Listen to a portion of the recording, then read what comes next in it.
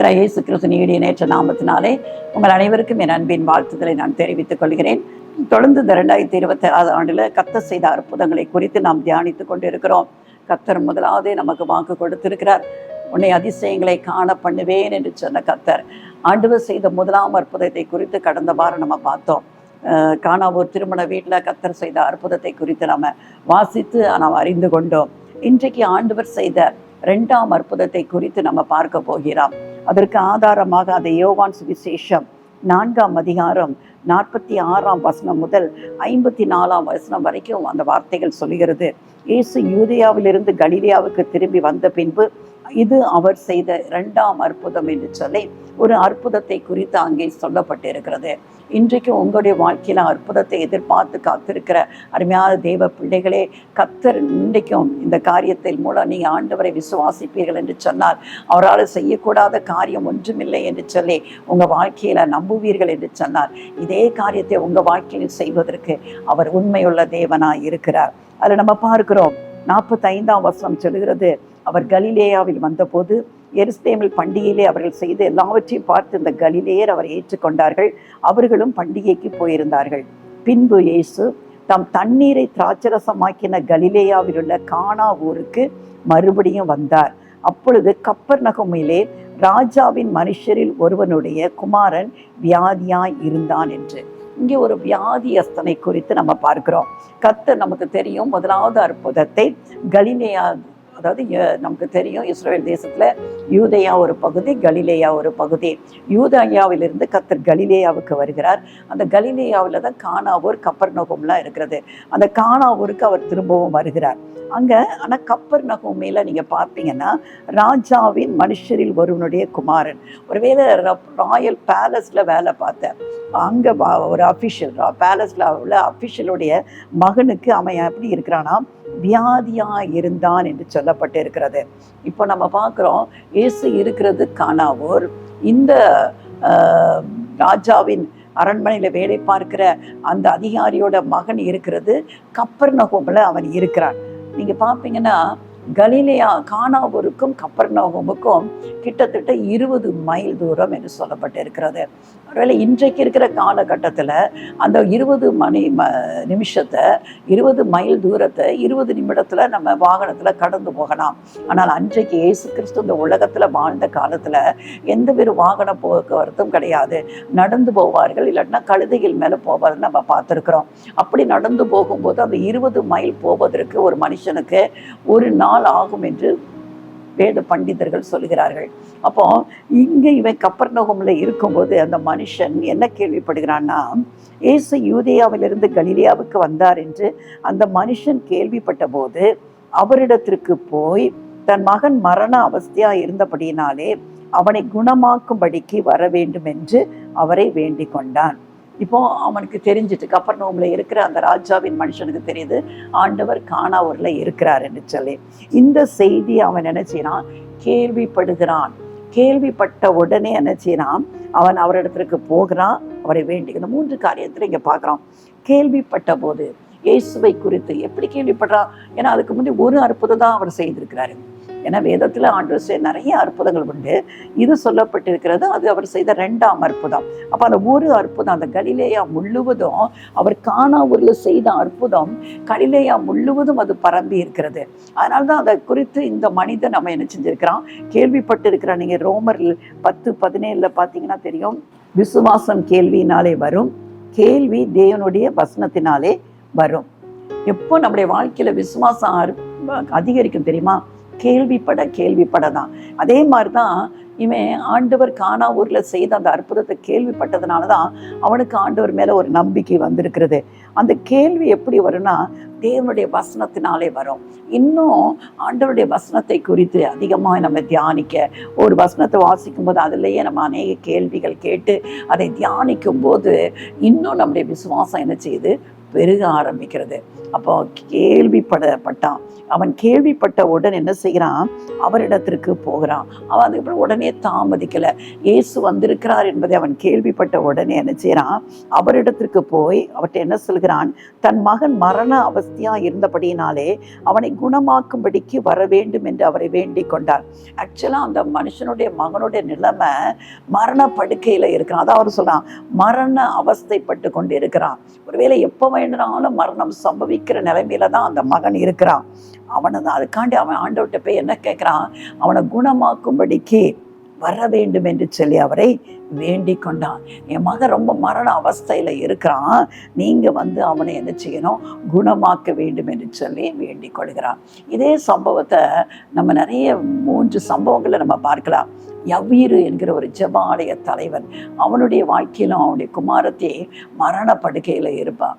அவள் வந்து இயேசுட்டு அவர் கேட்பாரு, என் குமாரத்தி மரண படுக்கையில் இருக்கிற, அவள் மரித்து போவதற்கு முன்பாகவே நீங்கள் வந்து அவளை குணமாக்க வேண்டும் என்று ஆண்டவர் இடத்துல கேட்பதை பார்க்குறோம்.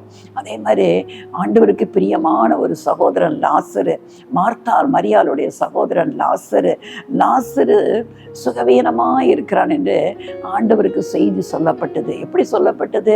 நீங்கள் சிநேகிக்கிறவன் வியாதியாக இருக்கிறான் என்று சொல்லி இயேசு கிறிஸ்துவுக்கு அவரை சொல்லி அனுப்பினார்கள் என்று பார்க்கிறோம்.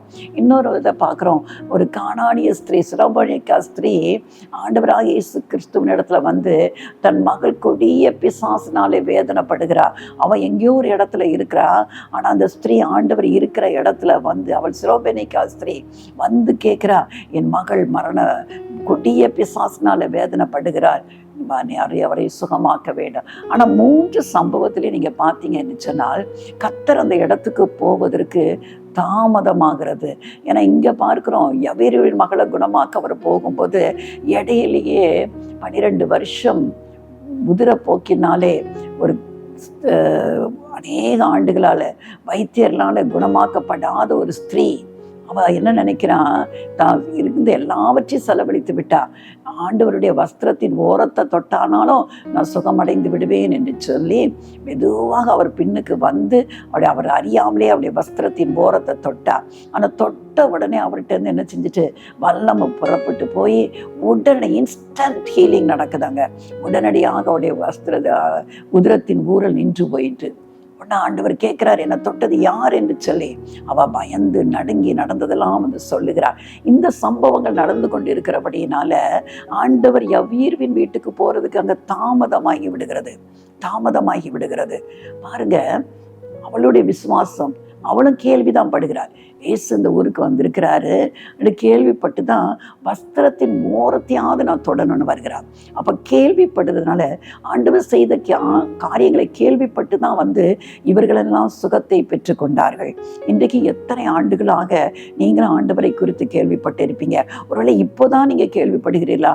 உங்களுக்கும் அந்த சுகத்தை கொடுக்கறதுக்கு அவர் உண்மையாக உள்ளவர். அந்த ஸ்திரீயை பார்த்து சொன்னார், பயப்படாத, சமாதானத்தோடு போ, உன் வேதனை நீங்கி சுகமாயிரு. இவ்வளோ ஆண்டுகள் நீ வேதனையோடு வாழ்ந்துட்ட, இனிமே நீ சுகமாக இருப்பான் என்று சொல்லி அவளை ஆசீர்வதித்து அனுப்புகிறத பார்க்குறோம். ஆனால் அதுக்குள்ள யவீருவின் வீட்டிலேருந்து வர்றாங்க, நீங்கள் போதகரை நம்ம வருத்தப்படுத்த வேண்டாம், உங்கள் மகன் மரித்து போனாள் என்று சொல்லி. அப்பமா ஆண்டவர் சொல்கிறாரு, பயப்படாத, விசுவாசமல்லாயிரு, அவள் மரித்தாளும் பிழைப்பாள் என்று சொல்லி யவீருவின் வீட்டுக்கு போய் அங்கே எல்லாரும் அழுது புலம்புறாங்க. எல்லாரும் வெளியே அனுப்பிவிட்டு தலித்தாகுமே என்று சொல்லி அவளுடைய கையை தொட்டு அவளை சொன்ன உடனே அவள் உயிரோடு எழும்புதை பார்க்குறோம். தாமதம் தான் ஆகுது, வர்றதுக்கு தாமதம் ஆகுது. ஆனால் 2 இடத்துலையும் கர்த்தர் அற்புதத்தை செய்ததை பார்க்கலாம். ஒருவேளை இன்றைக்கும் உங்கள் வாழ்க்கையில் தாமதமாகி கொண்டே இருக்கிறேன்னு நினைக்கிறீங்களோ, கர்த்தர் அற்புதம் செய்வார். லாசரு காரியத்தில் நம்ம அதான் பார்க்குறோம். ஆண்டவருக்கு சொல்லி விடுகிறாங்க, லாசரு, நீங்கள் சிநேகிக்கிற சகோதரன் லாசரு மரணத்துக்கு ஏதுவாக வியாதிப்பட்டு இருக்கிறான், நீங்கள் வந்து சுகமாக்குங்கன்னு. ஆண்டவர் என்ன செய்கிறாரு? பின்னும் தாமதம் பண்ணுகிறார். பின்னும் 3 நாள் கழித்து தான் அங்கே போகிறாரு. முதல்ல வியாதிப்பட்டு இருக்கிறான்னு சொன்னாங்க. ஆனால் அவர் அங்கே வந்தபோது அவன் பெத்தானியாவுக்கு வரும்போது அவன் என்ன செய்தான்? மரித்து போனான் என்று பார்க்கிறோம். மரித்து போனான். பாருங்க, ஆண்டவர் சிநேகித்த ஒரு குடும்பம். மார்த்தாள் மரியாள் கலங்கி அழுகிறாங்க. அந்த அழுகிறதை பார்த்து கர்த்தரும் என்ன செஞ்சாரு? இயேசு கண்ணீர் விட்டார் என்று வேதம் சொல்கிறது. இயேசு கண்ணீர் விட்டார் என்று வேதம். அவர் மனதுருக்கத்தின் தெய்வம். இன்னைக்கு கேட்டுக்கொண்டிருக்கிற அன்பு தெய்வ பிள்ளைகளே, ஏதோ வியாதியினாலே அழுது புலம்பி கொண்டிருக்கிறீர்களோ, கர்த்தர் உங்க அழுகையை பார்க்கிற தேவன். அன்றைக்கு மார்த்தாள் மரியாள் சிந்தின கண்ணீரை பார்த்த தேவன். அந்த கண்ணீரை பார்த்து விட்டு அவரும் கலங்கினார் என்று வேதம் சொல்கிறது. நீங்கள் வடிக்கிற ஒவ்வொரு கண்ணீருக்கும் அவர் பதில் கொடுக்கிற தேவன். அங்க பாருங்க, வந்து நின்று லாசருவின் கல்லறைக்கு அவர் போகிறாரு. கல்லறையில வந்து நின்று, லாசருவே வெளியே வா என்று சொல்கிறார். மார்த்தாள் கூட சொல்கிறாள், 4 நாள் ஆயிற்று நாருமே என்று சொல்கிறார். ஆனா அவர் சொல்கிறாரு, நீ விசுவாசித்தால் தேவனுடைய மகிமையை காண்பாய். நீ விசுவாசித்தால் தேவனுடைய மகிமையை காண்பாய். இதை கேட்டுக்கொண்டிருக்கிறேன் அருமையான தேவ பிள்ளைகளே, நீங்க விசுவாசிப்பீர்கள் என்று சொன்னால் இந்த இயேசுவால செய்யக்கூடாத காரியம் ஒன்றுமில்லை. மனுஷரால கூடாதவைகள் எல்லாம் இயேசுவாலே கூடும் என்று சொல்லி இங்க வாழ்க்கையில நீங்க விசுவாசம் வேண்டும், விசுவாசிக்க வேண்டும். இயேசுவால எல்லாம் செய்ய முடியும் என்கிற நம்பிக்கைக்குள்ள நீங்க கடந்து வருவீர்கள் என்று சொன்னால், இன்றைக்கு உங்க வாழ்க்கையிலும் நீங்க போராடி கொண்டிருக்கிற காரியத்துல, ஒருவேளை வியாதியாக இருக்கலாம், பிரச்சனைகளாக இருக்கலாம், போராட்டங்களாக இருக்கலாம், இதுலேருந்து மீளவே முடியாது என்று நீங்கள் நம்பிக்கொண்டு இருக்கலாம். அதுலேயும் கர்த்தர் இந்த காரியம்லாம் இனிமே பிரயோஜனமே இல்லை, எல்லாம் முடிந்து போயிட்டு என்று நீங்கள் நினைத்து கொண்டு இருக்கலாம். முடிந்து போன லாசருவின் வாழ்வை தான், லாசருவே வெளியே வா என்று சொல்லி எல்லா தட்டைகளையும் உடைத்து கொண்டு அந்த அவனை அடைத்து வைத்திருந்த கல்லறை அவனை அடைத்து வைக்க முடியவில்லை. அவன் வெளியே வந்தான் என்று பார்க்கிறோம். இன்றைக்கு நீங்கள் எல்லா ஃபைலெல்லாம் மூடியாச்சு, இனிமேல் ஒன்றும் இல்லை, உடைக்கப்படும், எல்லாம் திரும்ப உடைக்கப்படும். உங்கள் காரியத்தை கர்த்தர் வெளியே கொண்டு வருவார். கர்த்தர் உங்கள் நியாயத்தை வெளியே கொண்டு வருவார். கர்த்தர் எந்த இடத்துல தலை குனிந்து நின்றீர்களோ அந்த இடத்துல கர்த்தர் உங்களை தலை நிமிர்ந்து நிற்க பண்ணுவார். பயப்படாதீங்க, தாமதமாகுது என்று சொல்லி பயப்படாதீங்க. இவனும் அப்படிதான் கலிலேயா கப்பர்நகூமுக்கு வந்து, கப்பர்நகூம் கானாவூருக்கு வந்து கப்பர்நகூமில் வியாதியாய் கிடக்கிற மரண படுக்கையில் இருக்கிற தன் மகனுக்காக வேண்டிக் கொள்வதற்காக ஆண்டவர்கிட்ட வந்து கேட்குறான், கெஞ்சினாய் அவரை குணமாக்க வேண்டும் என்று சொல்லி. அது மட்டுமல்ல, சிரோபெனிக்கா ஸ்திரீயை பார்க்கிறோம். கொடிய பிசாசினாலே வியாதிக்கப்பட்டவள். அவள் ஒரு புறமதஸ்த ஸ்திரீ, புறஜாதியால் அவள். ஆனால் அவளை பார்த்து ஆண்டவர் சொல்கிறாரு, காணாமல் போன இஸ்ரவேல் வீட்டாருக்கே அன்றி நான் மற்ற யாருக்காக வரவில்லைன்னு சொல்கிறாரு. அவளை எவ்வளவு உதாசீனப்படுத்த முடியுமோ அவ்வளவு உதாசீனப்படுத்துகிற அளவுக்கு ஆண்டவர் பேசுகிறத பார்க்கலாம். அவன் பிள்ளைகளின் அப்பத்தை எடுத்து நாய்க்குட்டிகளுக்கு போடுவது கிடையாதுங்கிறாரு. ஆனால் அவர் சொல்கிறார், பிள்ளைகள் சாப்பிட்டு கீழே போடல, அந்த துண்டை கூட பிறக்கி சாப்பிடும். நாய்க்குட்டிகள் எஜமானின் மேலிருந்து கீழே விழுகிற துணிக்கைகளை சாப்பிடுமே. தன்னை நாயை போல தன்னை தாழ்த்துகிறாள். ஒருவேளை அவள் கோவப்படவே இல்லை. அவளுக்கு தெரியும், ஆண்டவர் டெஸ்ட் பண்ணுறாரு, இவன் எப்படியெல்லாம் நிலைத்து இருக்கிறாள் என்று பார்க்கிறாரு. இன்றைக்கி உங்களுக்கும் அப்படிதான். ஒருவேளை நீங்கள் ஒரு கட்டத்தில் இன்னும் அவ்வளோதான், எனக்கு எல்லாம் அவ்வளோதான், என்னால் இன்னும் நம்ப முடியாதுன்னு நினைக்கிறீங்களோ, சொந்து பார்த்தாங்க. சிரோபெனிக்கா ஸ்ரீயை யோசித்து பாருங்க. அவள் விடவே இல்லை. ஆண்டவர் சொல்கிறார், இஸ்ரவேலருக்குள்ளும் இப்படிப்பட்ட விசுவாசத்தை நான் பார்க்கல. நீ போ, உன் மகள் பிழைத்திருப்பாள். அவருடைய நம்பிக்கை, அவருடைய விசுவாசம். ஆண்டவர் அழது நமக்கு கூட தோணும், ஏன் இப்படிலாம் ஆண்டவர் பேசுவாரா என்று சொல்லி. ஆனால் ஆண்டவரை பாருங்க, அவருடைய விசுவாசம் அப்படியே ஸ்திரப்பட்டது. அது நிமித்தம் இதெல்லாம் வேதத்தில் ஏன் எழுதப்பட்டிருக்கிறது தெரியுமா? உங்களுடைய விசுவாசம், நம்பிக்கை இன்னும் ஆண்டவருக்குள்ள உறுதியாக வேண்டும் என்று சொல்லி தான் இந்த காரியங்கள் எல்லாம் எழுதப்பட்டு இருக்கிறது. அருமையான தேவ பிள்ளைகளே, இன்றைக்கும் யாரோ ஒருவங்க குடும்பத்தில் வியாதியில் போராடி கொண்டா இருக்கிறாங்களோ, டாக்டர்ஸ்லாம் கைவிட்டார்களோ, நாள் குறிக்கப்பட்டு விட்டதோ, பயப்படாதீங்க. அவரால் கூடாத காரியம் ஒன்றுமில்லை. மரித்து போன லாசருவை உயிரோடு எழுப்பின தேவன், மரித்து போன எவரிவின் மகளை உயிரோடு எழுப்பின தேவன், கொடிய பிசாசினால அளக்களிக்கப்பட்ட சிரோபெனிக்கா ஸ்திரீயின் மகளுக்கு குணமளித்த தேவன். இன்னைக்கு அநேக வியாதிகள் ஒருவேளை கொடிய பிசாசினாலே வந்திருக்கிறது அல்லவா? அந்த பிசாசு வெளியேறும்போது வியாதிகள் தானாகவே சுகமாகிறது அல்லவா? எப்போ சுகமாகும்? இயேசுவின் நாமத்துக்கு ஒன்றுக்கு மட்டும்தான் அது பயப்படும். இயேசுவின் நாமத்தினாலே அது போ என்று சொன்னால் அது போயே தான் ஆக வேண்டும். அவர் எல்லா அதிகாரமும் உடையவர். பிசாசின் கிரியைகளை அழிக்கும்படிக்கே தேவனுடைய குமாரன் வெளிப்பட்டார் என்று வேதம் சொல்கிறது. அதற்காக தான் ஜனங்கள் பிசாசினாலே அளக்களிக்கப்படுகிறதை விடுவிக்க முடியாத இயேசு இந்த உலகத்தில் வந்தார். இன்றைக்கு எந்த சூழ்நிலையிலிருந்து நீங்கள் கேள்விப்பட்டிருந்தாலும், எத்தனை ஆண்டுகள் வியாதி படுக்கையாக இருக்கலாம். யாரெல்லாம் கைவிடப்பட்டிருப்பாங்க. ஒரு வேலை பார்த்து பார்த்து வீட்டுக்காரங்களே சலித்து போயிருப்பார்கள். கவலைப்படாதீங்க, கவலைப்படாதீங்க. உங்களுக்கு ஒரு நம்பிக்கை உண்டு. உங்கள் நம்பிக்கை வீண் போகாது. கர்த்தர் இன்றைக்கு உங்களுடைய வாழ்க்கையிலும் அற்புதம் செய்வதற்கு அவர் உண்மையுள்ள தேவனாய் இருக்கிறார். இங்கே பாருங்க, நீங்கள் ஒன்று தான். அவன் அவரை வேண்டிக் கொண்டான். நீங்கள் கேட்கணும், ஆண்டவர்கிட்ட கேளுங்கள், அப்பொழுது உங்களுக்கு கொடுக்கப்படும். என் நாமத்தினாலே, இயேசு என்கிற என் நாமத்தினாலே நீங்கள் எதை கேட்டாலும் அதை நான் செய்வேன் என்று ஆண்டவர் வாக்கு கொடுத்திருக்கிறார் அல்லவா? நம்பிக்கையோடு இயேசுவிட்ட வாங்க. இயேசுவே எனக்கு உதவி செய்யுங்க, என்னுடைய வியாதி மாறணும். எவ்வளோ ஆண்டு காலமாய் நான் பாடுகளை அனுபவிக்கிறேன், என்னால் முடியவே இல்லையே, இல்லை டாக்டர்ஸ் என்னை காப்பாற்ற முடியாதுன்னு சொல்லிட்டாங்களே என்று சொல்லி, என் குடும்பத்தை யார் பாப்பா, என் பிள்ளைகளை யார் பாப்பா என்று கலங்கி கொண்டு இருக்கிறீர்களோ, ஒன்று செய்யுங்க. இது கடினமான காரியம் இல்லை. இயேசுவண்டை வாங்க, இயேசுவண்டை வாங்க, அவனை வேண்டிக் கொள்ளுங்கள். அவன் என்ன கேட்குறான்? அவனை குணமாக்கும்படிக்கு வர வேண்டும் என்று அவரை வேண்டிக் கொண்டான். வர வேண்டும் என்று சொல்லி கப்பர்நகூமுக்கு கர்த்தர் அழைக்கிறான். 20 மைல் கடந்து போய் கானாவூரில் இருக்கிற அவரை அழைக்கிறத நம்ம பார்க்குறோம். இன்றைக்கி நம்முடைய வாழ்க்கையில் நீங்கள் எங்கேயும் கடந்து போக வேண்டாம். உங்கள் உள்ளத்தில் அவரை அழைங்க. முதலாவது ஒன்று மட்டும் நான் சொல்கிறேன், கர்த்தர் உங்களுக்கு பதிலளிக்க வேண்டும் என்று சொன்னால் ஒரு காரியத்தை நீங்கள் கட்டாயம் செய்து தான் ஆக வேண்டும். இயேசுவே என் வாழ்க்கையில் வாங்க. பாவிகளுக்கு தேவன் செவி கொடுக்கறதில்ல. பாவிய வாழ்க்கையில் என்ன பாவம் இருக்கும் என்று கொஞ்சம் உங்களை ஆராய்ந்து பாருங்கள்.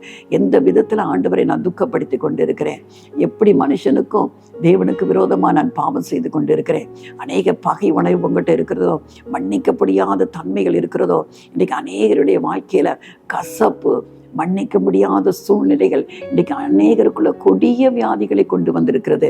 ஆனால் அப்படிப்பட்ட தன்மைகளை அவர்கள் உணர்ந்து ஆண்டவர் சமூகத்தில் தங்களை ஒப்பு கொடுத்து தங்கள் பாவங்களை அறிக்கையிடும்போது அது தன்னை போல என்ன செஞ்சிருது, அந்த வியாதிகள் விலகி போகிறத நம்ம பார்க்குறோம். ஆண்டவர் சமூகத்தில் ஒப்பு கொடுப்பீங்களா?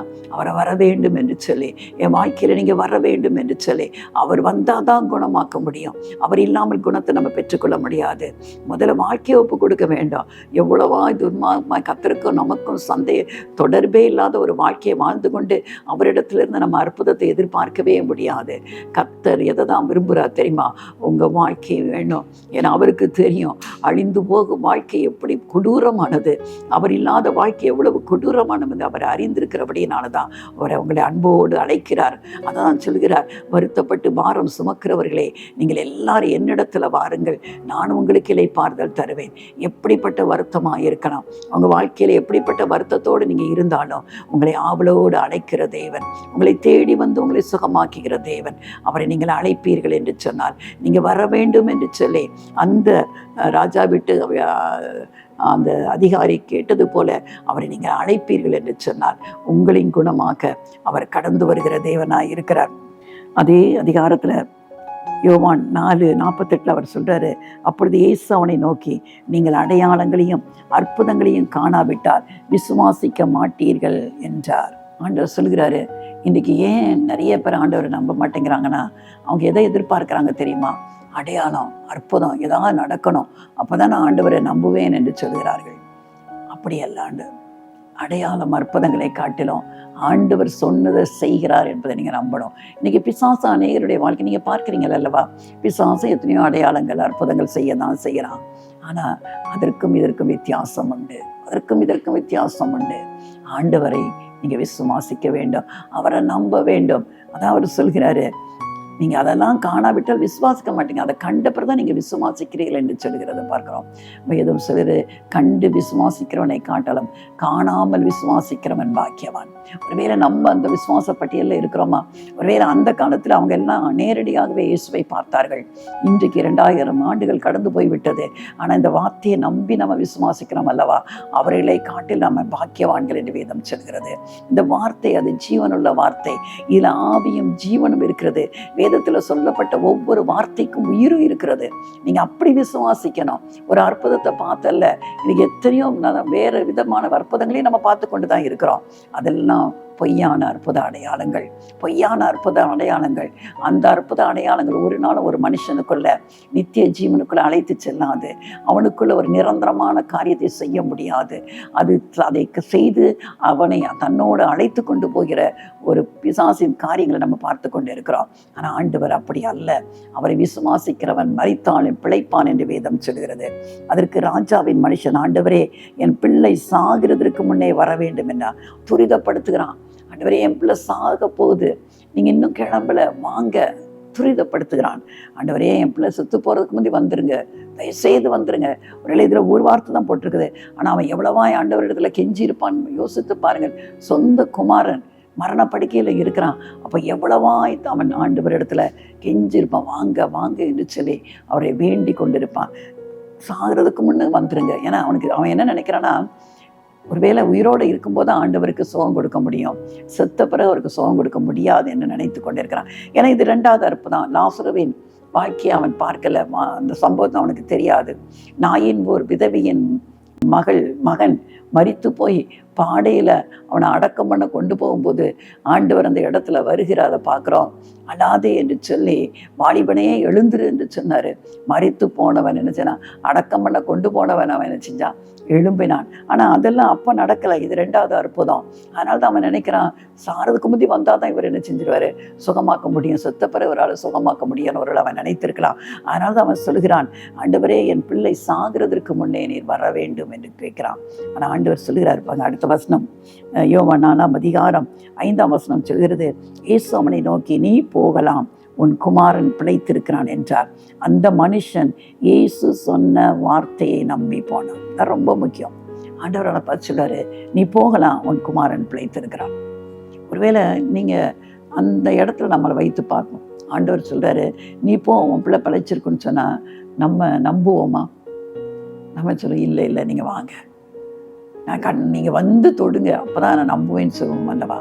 ஆனால் அந்த மனுஷனை பாருங்கள், இயேசு சொன்ன வார்த்தையை அவ்வளவு நம்பிக்கை அவனுக்கு. அதாவது இதில் ரொம்ப ஆச்சரியம் என்னென்னா, அதுக்கு முன்பு காணாமூரில் ஒரு அற்புதம் தான் நடந்திருக்குது, இது 2வது அற்புதம். ஆனால் அந்த மனுஷன் இயேசு சொன்ன வார்த்தையை நம்பி போனான். அந்த வார்த்தையை நம்ப வேண்டும். சங்கீதங்களின் புஸ்தகம் 107வது சங்கீதத்தில் 20ஆம் வசனம் சொல்கிறது, சங்கீதம் 107:20, அவர் தமது வசனத்தை அனுப்பி அவர்களை குணமாக்கி அவர்களை அழிவுக்கு தப்புவிக்கிறார். அவர் வசனத்தை அனுப்பி, வசனம் ஆண்டவராக இயேசு கிறிஸ்துவை குறிக்குது, அவர்களை குணமாக்கி. அவர் ஒரு வார்த்தை சொன்னாலே அங்கே என்ன பண்ணுறோம், சுகம் கிடைக்கும். அவர்களை அழிவுக்கு தப்புவிக்கிறார். அதுதான் அந்த அவன் பாருங்க, அந்த வார்த்தையை நம்பி என்ன செய்கிறான், போயிட்டான், சொல்லிட்டாரு. அப்போ கட்டாயம். ஒருவேளை நம்ம எத்தனை ஆண்டுகள் கிறிஸ்தவர்களாக இருக்கிறோம், நம்மளால் இப்படி விசுவாசிக்க முடிகிறதா, இப்படி நம்மளால் நம்ப முடிகிறதா? யோசித்து பார்ப்போம். அநேக நேரம் நம்ம வெட்கப்பட வேண்டியதாக இருக்கிறது. நமக்கு அந்த அளவு நம்பிக்கை இல்லாமல் போகிறது அல்லவா? இல்லை இல்லை, ஆண்டவரை முழுமையாய் நாம் விசுவாசிக்க வேண்டும். அவங்க பாருங்க, அவர் போயிட்டு இருக்கான். அந்த 51ஆம் வசனம் சொல்கிறது, அவன் போகையில் அவனுடைய ஊழியக்காரர் அவனுக்கு எதிர்கொண்டு வந்து, உன்னுடைய குமாரன் பிழைத்திருக்கிறான். போகும்போதே அவன்கிட்ட வேலை பார்க்குறவங்க வர்றாங்க, ஈத்தாப்புல வந்து, உன் குமாரன் என்ன செஞ்சிருக்கிறான், பிழைத்திருக்கிறான்ங்கிறாங்க. அப்பொழுதுதான் எந்த மணி நேரத்தில் அவனுக்கு குணம் உண்டாயிற்று என்று அவர்களிடத்தில் விசுவாசித்தான். அவர்கள் நேற்று 7ஆம் மணி நேரத்தில் ஜுரம் அவனை விட்டது என்றார்கள். உன் குமாரன் பிழைத்திருக்கிறான் என்று இயேசு தன்னுடனே சொன்ன மணி நேரம் அதுவே என்று தகப்பன் அறிந்து அவனும் அவன் வீட்டார் அனைவரும் விசுவாசித்தார்கள். இயேசு யூதேயாவிலிருந்து கலிலேயாவுக்கு திரும்பி வந்த பின்பு இது அவர் செய்த 2ஆம் அற்புதம். பாருங்க, போற வழியிலே வேலைக்காரங்க வந்து என்ன சொல்றாங்க, உன் குமாரன் என்ன செஞ்சுட்டான், பிழைச்சிருக்கான்னு. உடனே அவன் கேட்குறான், எப்போ அவனுக்கு சுகம் வந்துச்சுன்னு. அவங்க 7ஆம் மணி நேரம், கிட்டத்தட்ட நம்முடைய கணக்குப்படி மதியம் 1 மணி, பிழைத்திருக்கான்னு சொன்னாங்க. அப்போ தான் அவன் பார்க்குறான், ஈசோ தன்னிட்ட சொன்ன நேரம் அதுதான், நீ போகலாம், உன் குமாரன் பிழைத்திருக்கான்னு சொன்ன நேரத்திலேயே உடனடியாக அந்த வார்த்தை அங்கே அவனை தொட்டபடினாலே அவன் சுகத்தை பெற்றுக்கொண்டான் என்று பார்க்கிறோம். அதன் நிமித்தம் பாருங்க, அவனும் அவன் வீட்டார் அனைவரும் விசுவாசித்தார்கள். இன்றைக்கும் கர்த்தருடைய வார்த்தையை நீங்கள் விசுவாசிப்பீர்கள் என்று சொன்னால் உங்கள் வாழ்க்கையிலும் கர்த்தர் அற்புதம் செய்வார். அது எப்பேற்பட்ட ஒன்றை மட்டும் நினச்சிக்கலுங்க, எப்பேற்பட்ட காரியமாக இருந்தாலும் தேவனால கூடாத காரியம் ஒன்றுமில்லை. எல்லாம் கூடும். இயேசுவாலே எல்லாம் கூடும். நீங்கள் சொல்லணும், இயேசுவாலே எல்லாம் கூடும். அவரால் செய்யக்கூடாத காரியம் என்று ஒன்றுமே கிடையாது. இயேசுவால் எல்லாம் செய்யக்கூடும் என்று சொல்லி நீங்கள் நம்புவீர்கள் என்று சொன்னால், அவருடைய வார்த்தையை நீங்கள் நம்புவீர்கள் என்று சொன்னால், கர்த்தர் உங்களுடைய வாழ்க்கையிலும் இப்படிப்பட்ட அற்புதத்தை செய்ய அவர் வல்லமை உள்ள தேவனாய் இருக்கிறார். நம்ம அப்படிப்பட்ட ஒரு அற்புதம் இன்றைக்கி உங்கள் வாழ்க்கையிலே நடைபெறும்படியாய், கர்த்தர் ஒரு அற்புதத்தை உங்கள் வாழ்க்கையில் கட்டளையிடும்படியாய் நம்ம அவரை நோக்கி பார்ப்போமா? பரலோகத்தின் நல்ல தகப்பனே, ஒருவேளை நம்முடைய பிள்ளைகள் இன்றைக்கு தான் இயேசுவை குறித்து கேள்விப்பட்டு இருப்பார்கள். எப்படி அன்றைக்கு அந்த ராஜா வீட்டு அந்த அதிகாரி இயேசுவை அங்கே வந்திருப்பதை குறித்து கேள்விப்பட்ட உடனே அங்கே போய் அவரிடத்துல விண்ணப்பித்தது போல அப்பா, இன்றைக்கு ஒருவேளை இன்றைக்கு தற்செயலாக என்னுடைய பிள்ளைகள் இயேசுவே உங்களை குறித்து கேள்விப்பட்டு இருப்பாங்கப்பா. ஒருவேளை ஏற்கனவே ஆண்டவர் எனக்கு நன்றாகவே நான் அவரை தான் சேவிக்கிறேன் என்று சொல்லுகிற மக்களும் இன்றைக்கு அநேகர் ஆண்டவரே அப்பா வியாதி படுக்கையில் ஆண்டவரே யார் எனக்கு சுகம் கொடுக்க முடியும் என்று சொல்லி அன்றைக்கு 12 வருஷமாய் உதிரத்தின் வயதினால் சிக்கிக்கொண்டு அந்த ஸ்திரீ பல இடத்துக்கு சென்று பல வைத்தியர் எடுத்து தன் பணத்தை எல்லாம் செலவழித்து அப்பா ஒன்றும் நடைபெறாமல் இருந்த போது இன்றைக்கு அநேகர் ஆண்டவரே ஆஸ்பத்திரி மருத்துவமனை என்று சொல்லி தங்களுடைய சொத்தெல்லாம் ஆண்டவரே மருத்துவ செலவுக்கு செலவழித்தும் ஒன்றும் குணமாக இல்லாமல் இருக்கிறாங்களேப்பா. அந்த பிள்ளைகளை நினைத்திருலுங்கப்பா. இப்படி வஸ்திரத்தின் போரத்தை மட்டும் நான் தொட்ட ஆண்டவரே உடனே அவளுக்கு சுகம் உண்டாயிற்று. ஆண்டவரே இந்த மனுஷன் ஆண்டவரே நீங்கள் சொன்னீங்கப்பா, நீ போகலாம் உன் குமாரன் பிழைத்திருக்கிறான். அந்த ஒரு வார்த்தையை நம்பி அவன் போனான் ஆண்டவரே. உடனடியாக அங்கே அவனுக்கு ஒரு சுகம் ஏற்பட்டது போல இன்றைக்கும் அப்பா எத்தனை ஆண்டுகள் பரவாயில்லை, எப்படிப்பட்ட வியாதியாக இருந்தாலும் அது உங்கள் முன்னுக்கு ஒன்றுமே இல்லைப்பா. இன்றைக்கு மரித்தவர்களை உயிரோடு எழுப்புகிற தேவன் ஆண்டவரே, லாசருவை நாயின் ஒரு விதவியின் மகனை உயிரோடு எழுப்பின தேவ கரம் அப்பா. இன்றைக்கு அந்த பிள்ளைகளுடைய வியாதி படுக்கையிலே இயேசுவின் நாமத்தினாலே அவர்கள் சுகம் அடைவார்களாக. இயேசு கிறிஸ்துவின் இரத்தத்தின் வல்லமை அவர்களுக்குள்ள இறங்குவதாக. இப்பொழுதே ஒரு பரிபூர்ண சுகம் உண்டாவதாக. அல்லேலூயா. ஆண்டவரே இந்த நாளில் ஒரு பரிபூர்ண சுகம் அப்பா, நீங்கள் கொடுக்கிற சுகம் பரிபூர்ண சுகம் ஆண்டவரே. விசுவாசித்தவளே பாக்கியவதி, கர்த்தரால் அவளுக்கு சொல்லப்பட்டவைகள் நிறைவேறும் என்று சொன்னதே உடைய பிள்ளைகளின் விசுவாசத்தை ஆண்டவரே பலப்படுத்துங்கப்பா. ஆண்டவரே என்னால் நம்ப முடியலைன்னு சொல்லக்கூடாது. நான் நம்புகிறேன் இயேசுவே, நம்புறதுக்கு எனக்கு உதவி செய்யுங்க என்று சொல்லி யாரெல்லாம் ஆண்டவரே வேதனையோடு இதை கேட்டுக்கொண்டு இருக்கிறார்களா ஆண்டவரே. இந்த உலகத்தில் எத்தனை மக்களப்பா, எத்தனை பாடுகள், எத்தனை பிரச்சனைகள், அனுதினமும் கண்ணீர் வடித்து கொண்டிருக்கிறாங்கப்பா. அன்றைக்கு அந்த மக்களை கண்டு மனதுருகி அவர்களை தொட்டு சுகப்படுத்தின தேவன் இன்றைக்கு ஆண்டவரை கண்ணீரோடு ஆண்டவரே அப்பா வேதனை நீங்க வேண்டும் என்று சொல்லி, வியாதி நீங்க வேண்டும் என்று சொல்லி யாரெல்லாம் கண்ணீரோடு கேட்டுக்கொண்டிருக்கிறார்களோ ஒவ்வொருடைய வாழ்க்கையிலும் இயேசுவின் நாமத்தினாலே சுகம் உண்டாவதாக. இயேசு கிறிஸ்துவின் நாமத்தின் வல்லமையினாலே ஒவ்வொருவருக்குள்ளும் சுகம் உண்டாவதாக. நீங்க அப்படியே செய்துவிட்ட கிருபைக்காக நன்றி செலுத்துகிறேன். இயேசு ரட்சக நாமத்தில் ஜெபிக்கிறேன் நல்ல பிதாவே. ஆமென். ஆமென்.